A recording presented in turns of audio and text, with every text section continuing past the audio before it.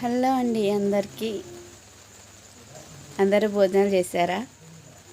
ఇంకైతే మీకు మా ఇంటి ముందరండే బసవన్న గుడిని అయితే చూపిస్తాను. నందీశ్వర గుడిని చూశారు కదా మీరంతా.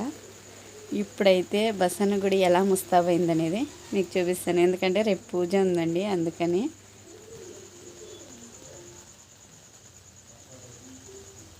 మామిడాకులు కూడా కట్టేసినారు.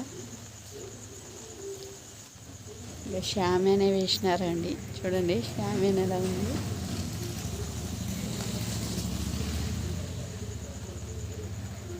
రేపు రుద్రాభిషేకం ఉందండి, అందుకని షామేనా వేసి పూజ చేస్తున్నారు. మార్నింగ్ 6 కల్లా పూజ ఉంటుంది.